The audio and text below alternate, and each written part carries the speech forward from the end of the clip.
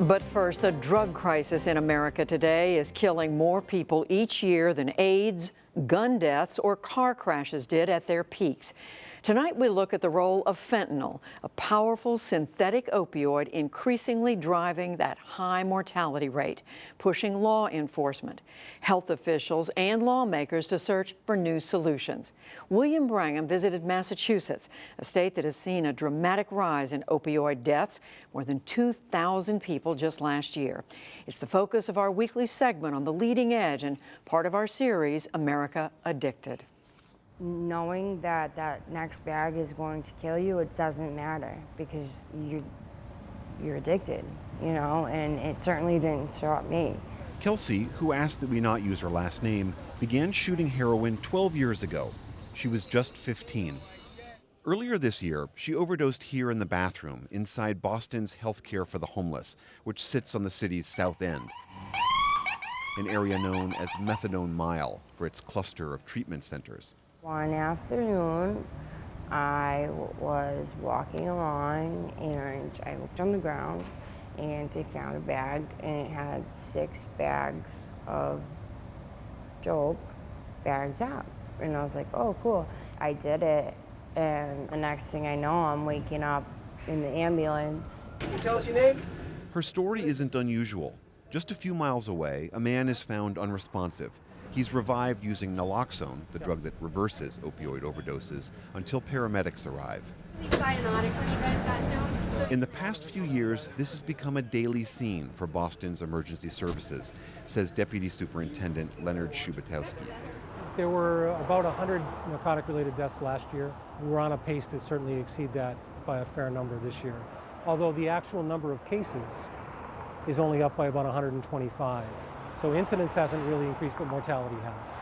What's driving that higher mortality rate is a drug called fentanyl. It's a synthetic opioid that's roughly 50 to 100 times more potent than morphine. It was found in about 80% of autopsies the state did on overdose victims earlier this year. We're talking about a substance that is poison. It's manufactured death. Michael Ferguson is the top official in New England for the U.S. Drug Enforcement Agency. Just here in the Commonwealth of Massachusetts, 6 individuals a day are dying from an opioid death. It's alarming, and it's happening, and it's not unique to Massachusetts. It's happening all over New England. It's happening all over the country. For decades, fentanyl has been used in hospital settings as an anesthetic and to treat severe pain. A major fentanyl bust today, possibly the biggest seizure in New England. But starting around 2013, the DEA began to find illicitly manufactured forms of the drug much more often in drug seizures. It seems dealers were using it as an additive to heroin, a cheap way to boost the drug's potency. So the deadly combination is high purity heroin, and I'm talking about heroin that is 50, 60, 80, up to 94% pure. That in itself will kill you. Now you add in fentanyl, a synthetic opioid. If anything can be likened to a weapon of mass destruction and what it does to a community, it's fentanyl. According to the Centers for Disease Control and Prevention, last year, more than 64,000 people died from drug overdoses across the nation. That's a higher rate than deaths from AIDS at the peak of that epidemic. Fentanyl was involved in more than 20,000 of those fatalities, more than heroin or prescription pills. And in fact, fentanyl-related deaths have risen 540% since 2013. Many current and former users told us they only found out they had taken fentanyl after they overdosed. You don't know what you're getting when you buy something. You don't know how strong it is. You don't even know what drug you're buying half the time when you're getting something. So you're really playing Russian roulette with your life. Yeah, we're all afraid of it. Me and my husband have watched a lot of our friends pass away. A lot. That tiny bit of dust of powder in there is what's considered possibly a lethal dose. Right. So it's a very small quantity. Jill Head runs the DEA's Special Testing Lab in Northern Virginia, where samples of seized drugs from around the country are sent for analysis. Here's a fatal dose of fentanyl, 2 milligrams, shown next to a penny for comparison. And these tablets, which are made to look like a pharmaceutical preparation or a pharmaceutical drug that's supposed to contain oxycodone actually contains about 1.7 milligrams of fentanyl per tablet. In addition to finding fentanyl in knockoff prescription pills like these, sold on the streets to users, as well as in cocaine and methamphetamines, in the past year, her team has identified 20 new synthetic opioids, developed not just for their potency, but to stay ahead of law enforcement. So if this is fentanyl, if I make a change here, this would be acetylfentanyl. If I add some additional carbons in this chain, I could make butyrylfentanyl or pentanoyl fentanyl. They've also identified carfentanil, a large animal tranquilizer that's used on elephants and rhinos. It's 100 times stronger than fentanyl. Special Agent Ferguson has been tracking how these synthetic drugs get into the U.S. He says the ingredients used to make them most often come from China, in labs like this one. They're bought by cartels and shipped to Mexico, where it's estimated that about 80% of the U.S. supply is processed. And at those locations, they can lace the heroin with the fentanyl, or increasingly what we've found over the past year now is kilogram quantities of just fentanyl. The drugs aren't only coming in through smugglers. They're also coming in via the U.S. mail and private carriers, often purchased directly online from operations in China. So as simple as me buying something on Amazon, you could buy some of the drugs to make this on the internet. Right. It would be easy for somebody to purchase them from their home computer and have it shipped to their address.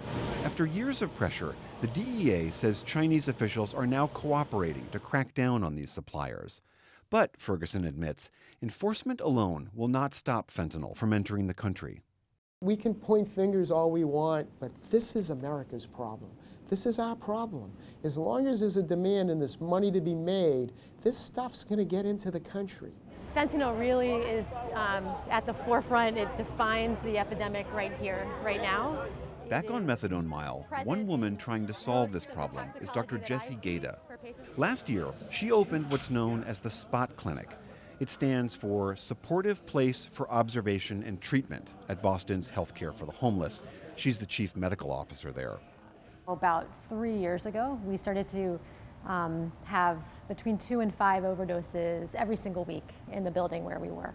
I mean, I thought, first of all, my gosh, we're having so frequent overdoses that we actually need to build some infrastructure to even manage the response to them. Today at Spot, only after using their drugs, people can come to this small room to ride out their highs in one of these 9 chairs, all under the watchful eyes of medical professionals. Vital signs like pulse, blood pressure, and breathing are monitored for any signs of distress. So people walk in, and usually they can still walk and talk when they come in, and typically they'll say, look, I've used a little bit more today, and I'm worried about what's going to happen. Do you mind if I stay here for a little while? Dr. Gaeta says it's about giving people in the throes of addiction a place to go before they find themselves in a full-blown overdose and in need of an ambulance. Kelsey first came to Spot last year. Today, she says she's alive and in treatment because of this place. They have been there for me through everything that has ever gone wrong in my life. Like, I could tear up right now talking about it. I have literally picked myself up off the street after some pretty things have happened and walked in there, and they've always been there for me. Dr. Gaeta, though, knows her work is far from finished. With limited space and the dangers of fentanyl lurking in possibly every batch and pill, she says people are still overdosing and dying before they can get to Spot.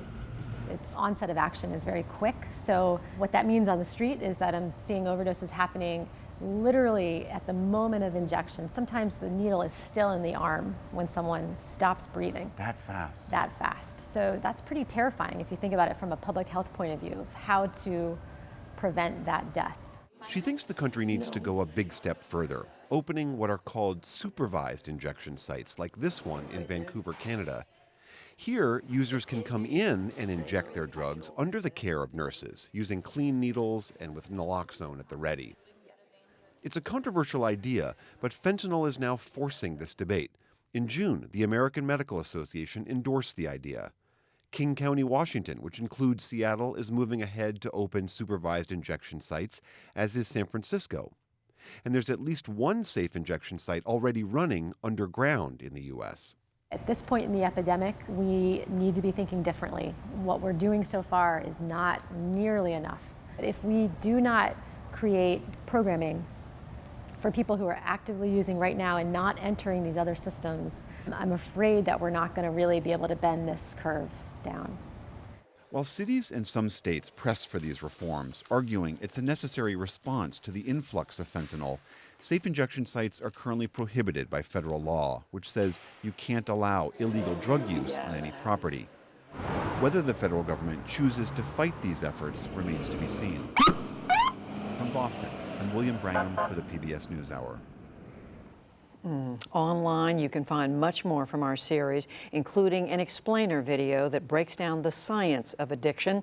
Humans have coveted the pain relief provided by opioids for thousands of years. But what actually goes on inside the brain? You can watch that at pbs.org/newshour.